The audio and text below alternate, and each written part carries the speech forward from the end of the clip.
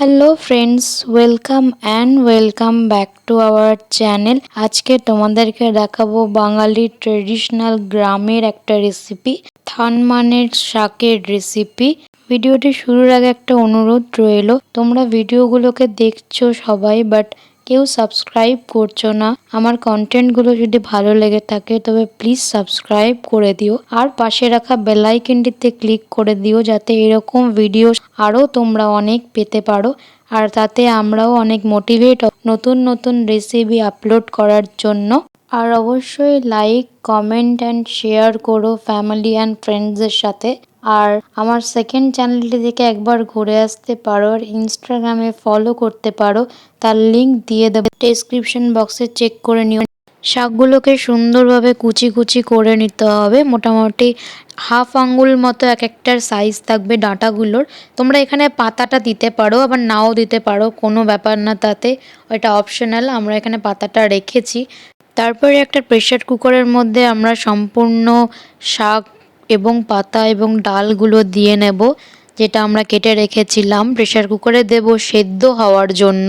দেখতে পাচ্ছ একদম ভর্তি প্রেসার কুকার হয়ে গেছে এটা। তার উপরে আমরা দিয়ে নিয়েছি জল, একটু ভালো পরিমাণ জল দিয়ে নিতে হবে, 2 থেকে 3 কাপ মতো। তারপরে এটাকে আমরা সিটি দিতে বসিয়ে দিয়েছি যেন ভালোভাবে সেদ্ধ হতে পারে, সেই জন্য এটাকে আমরা প্রেসার কুকারের মধ্যে দিয়েছি। তোমরা চাইলে এটাকে এমনিভাবেও সেদ্ধ করতে পারো। দেখতে পাচ্ছ সেদ্ধ করার পর কতটুকু পরিমাণ শাকগুলো হয়ে গেছে, একদম নিচের দিকে পড়ে গেছে, তোমাদের চোখের সামনেই আমরা ওপেন করলাম। তারপরে একটা ফুটো ফুটো এই টাইপের বাটি হোক বা যাই তোমাদের কাছে থাকুক, তার মধ্যে করে জলগুলোকে সম্পূর্ণভাবে ঝরিয়ে নিতে হবে। সেই জলটা দিয়ে একদমই রান্না করতে পারবে না, কারণ সেটাতে গলা চুলকোতে পারে অনেক সময় এই শাকটা খেলে। জন্য ওই জলটা আমরা ইউজ করব না একদমই। যতটা সম্ভব জলটাকে ঝরিয়ে নেব। একটা কড়াইয়ের মধ্যে তেল দিয়ে নিতে হবে, সর্ষের তেল। তো সেই তেলটাকে গরম হতে দিতে হবে কিছুক্ষণ। আমরা এখানে সর্ষের তেল ইউজ করেছি, অন্য তেলের থেকে সর্ষের তেলের টেস্টটা বেশি আসবে, তোমরা চাইলে অন্য তেল ইউজ করতে পারো। তারপরে আমরা এর মধ্যে দিয়ে নিয়েছি ব্ল্যাক কিউমিন বা কালো জিরে। তারপরে কালো জিরেটা একটু ভাজা ভাজা হয়ে আসার পর এর মধ্যে আমরা দিয়ে নেব লঙ্কাটা একটু বেশি পরিমাণ দিয়ে নেব, কারণ গলা চুলকোতে পারে আমাদের এই শাকটা, যেহেতু পাতাগুলো আমরা এর মধ্যে অ্যাড করেছি তাই জন্য। তারপরে সেদ্ধ করে রাখা শাক এবং ডাঁটাগুলো দিয়ে নেব এর মাঝে। দেওয়ার পরে আমরা এটাকে ভালোভাবে নাড়াচাড়া করে মিক্স করে নেব সব কিছুর সাথে তেলের মধ্যে। আর যখন আমরা ভাজবো বারবার করে জিনিসগুলোকে ভেঙে নিতে হবে, ভেতর থেকে যেন একদম সব ময়েশ্চারগুলো বেরিয়ে আসে আর কাঁচা কাঁচা না থেকে যায়, তার জন্য বারবার করে ভেঙে নিতে হবে, একদম গুঁড়ো গুঁড়ো করে দিতে হবে। তারপরে দিয়ে নেব আমরা পরিমাণ মতো সল্ট এবং টারমারিক বা হলুদ। তোমরা কতটা পরিমাণ নিয়েছো জিনিসগুলো তার উপরে ডিপেন্ড করছে লবণ আর হলুদটা। তারপরে আমরা দিয়ে নেব এর মধ্যে অল্প পরিমাণে সুগার বা চিনি। সেটা দিয়ে নেওয়ার পরে আমরা ভালো করে নাড়াচাড়া করে সব কিছু একসাথে মিক্স করে নেব একদম ভালোভাবে।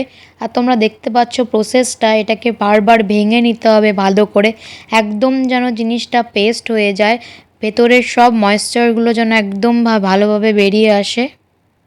এটাকে ভালোভাবে জলটা ফুটতে দিতে হবে। দেখতে পাচ্ছ কি সুন্দর একটা কালার এসছে। এটা এখনও কমপ্লিট হয়নি, কারণ জলটা এর মধ্যে আছে। জলটাকে একদম শুকিয়ে ফেলতে হবে, না হলে এটা কুটকুট করতে পারে গলায়। তো এখন দেখতে পাচ্ছ অনেকটা জল শুকিয়ে এসে আফটার 5 মিনিটস। লঙ্কাগুলো এর মধ্যে একদম মিশে গিয়েছে। আর এটাকে আমি বারবার বলছি, বারবার করে ভাঙতে হবে ভালো করে, হাতা হোক বা খুন্তি দিয়ে এটাকে ভালোভাবে ভেঙে দিতে হবে, যাতে ভেতরের নোংরা বা কিছু যদি থাকে সেটা একদম গলা চুলকোনোটা বন্ধ হয়ে যায়। তার জন্য আর একটা জিনিস আমি বলবো, এর মধ্যে তোমরা দিতে পারো হাফ লেবু, কারণ এটাতে টক হবে না, টেস্টটা ভালো হবে, গলা চুলকোনোটা বন্ধ হবে। এটা তোমরা খাওয়ার সময়ও নিতে পারো এক্সট্রা করে, বাট আমার মনে হয় এটার মধ্যে দিলে সবটার মধ্যে মিশে ভালো করে টেস্টটা ভালো আসবে। আর এটা একদম জল শুকনো পর্যন্ত ঘাঁটতে হবে, নাড়াচাড়া করে নিতে হবে। এটা একটু লাল লাল কালার হয়ে এলে তখন আমরা নামাবো। তার আগে ভালোভাবে জলটা শুকিয়ে নিতে হবে। তোমরা দেখতে পাচ্ছ যে এখানে কোনো জল নেই, শুধুমাত্র তেলটা ফুটছে যেটা। আর এই হচ্ছে কালারটা এসছে, একদম এই রকম ধরনের কালার এলে এটা গলা কুটকুট করবে না আর খেতে এরকম টেস্টি হবে। দেখতে পাচ্ছ কালারটা কত সুন্দর হয়েছে রান্নাটার। তো ফাইনালি আমাদের রেসিপি তৈরি হয়ে গেছে।